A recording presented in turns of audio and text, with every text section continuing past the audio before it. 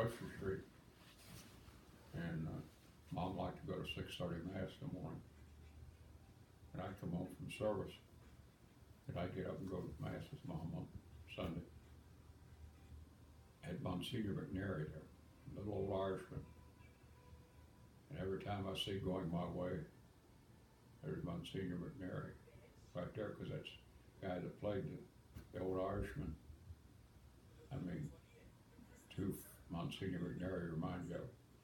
Well, I went up this one Saturday, and the older boy didn't sign up, didn't show up. So Father comes out and he goes, ran up. So he gets up in front, he says, pretty good, got a parish, have to have a man come home from service to serve for me. Boy, I'm ready to crawl underneath the chair or underneath the bench.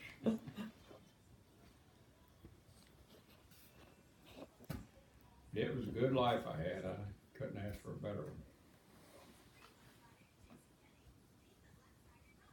Never had a lot till I got Mom, so.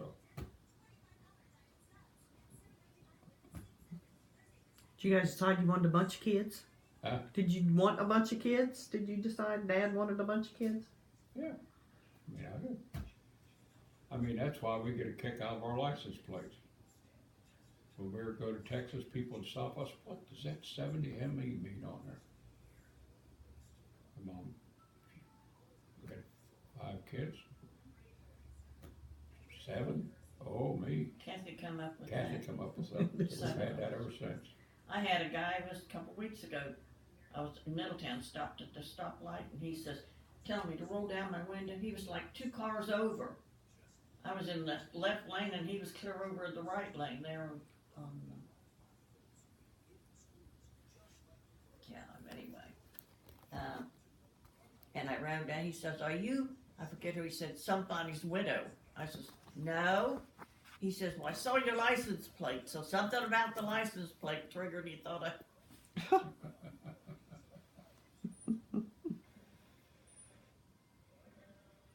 I mean, it's unreal if people ask you what that means, you know. But old Kathy, she thought it up.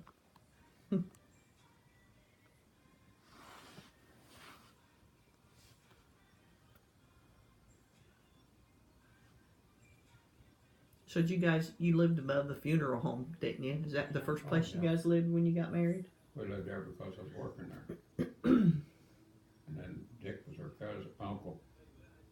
And I knew Joe and Dick both, you know, but she was related to Dick, so they offered us a job, so we was there for, well, I figured, well, we had Jamie there. Yeah, And then they when said, I yeah, got pregnant with, I think when I got pregnant with Kathy, yeah, we had to really get out because Jamie got to where he was, we lived above the funeral, where the funeral parlor was. Mm-hmm. So when he got a little older and was walking, you couldn't, they could hear you walking upstairs. And so we'd have to sit and be real quiet when they had visitation or a funeral going on, you know. So that's when we really had to move.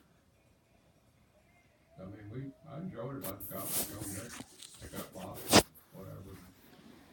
And they found out, I went to work for Ron, I worked for Ron for 19 years, I think. And, Was it that long? yeah. No, 10 years.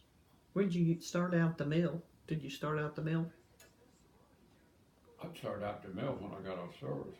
Oh, so you worked at the funeral home and the mill at the same time? Yeah, when we lived Yeah. there, yeah, he was still working there. Then he got laid off. I got a laid couple off and times, so. Oh, did they? I didn't know you got Yeah. laid off. I went down, I worked for full time. I mowed grass and stuff around there, you know, and then I got to helping out on funerals and stuff like that.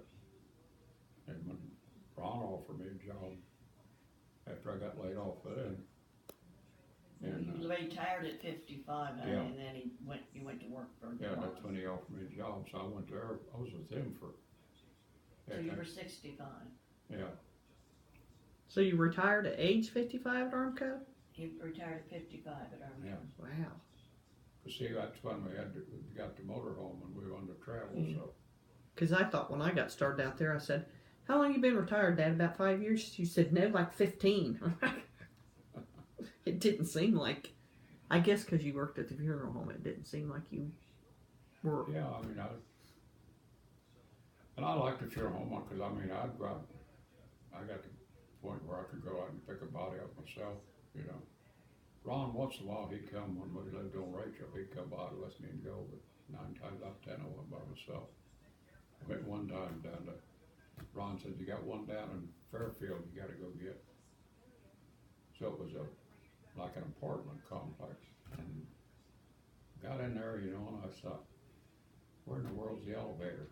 Said he had this one little stinking elevator thing, you know. And I thought, how in the hell am I gonna get that dolly on there, that gurney on there? Cause I can't run in there, it's gotta be stood up. Mm-hmm. So I got it in, I stood it up, and I went up to the next floor. And when I got the body, the girl said, "I'll come down and help you put that gurney on the elevator." I said, "What?" She said, "You gotta stand him up." So I had to tie him down, and we got in there and stood it up. I come back, I told Ron, I said, "Don't ever send me by myself to that place again," cause I said, "You gotta stand that gurney on the end to get the guy in there." I said, "Why in the world you would have a place that you gotta stand a gurney on the end with a body on?" Well, they didn't build an apartment for. Huh? I said, I'm sure they didn't think of that when they built that apartment, that you're going to Well- put bodies on it. It was multiple, it was for older people. Oh, it was Why like a didn't they think retirement. about it when they first built it? You can't come in and cut Right. one in once you're there, say. Huh. They just kept this one little stinking elevator for one person, you know, and you're gonna stand a gurney on the end of it, you know. But I mean, we got through it, you know. I mean, anything I've done, I've get used to it, you know. Was you were a foreman out at AK, wasn't you? Or Armco, Got wasn't you? for 'em. Turncoat. Mhm. I know when I was over in shipping, one of the boss, Kevin Eversole, took me over and showed me, because it was shut down, showed me where you had worked and told me about it and whatever, because he said he went and saw where his dad had worked, and his dad had passed, you know, before he got on there, you know, and he said he went into the building where he found out his dad was, and there was a desk, and he said that he saw his dad's signature and hadn't even been touched, nobody been in that building, and he took all that stuff. He said because it was his dad's name, because his dad had Yeah. been gone so long. He said it was pretty neat. Yeah. It's like a time capsule to him. So Well, that's why they used to have this soaking, or the pickler down there, and that guy's a pickle that stuff, and boy, that acid smell. oh well, no, it stinks over there. Oh, man, and that's why we just got it in coils and then coated, you know. Yeah. You guys didn't have to wear hard hats or none of that stuff, did you? Huh? You didn't have to wear hard hats or any of that stuff. Hell, you didn't. Did you have to wear them? Yes, I didn't sir. know if you did or not. Yeah, you better wear a hard hat. Did you have to wear long sleeves? Did you? Yeah. They're strict I now. mean, if you didn't, I mean, when I was working down on number 1 turncoat, you had to put the strips through in the molten metal. And if you got one drop of water on it, it'll blow up on you. And it blowed on me one day, blew back on me, and I had it all over me, and he run me back and put me under the shower and got it off of me, but it had a few burns on me from it, you know, but made me leery of it after that. Once you get burnt, Mm-hmm. you don't want it the second time. I mean, it was a job. Had a lot of fun.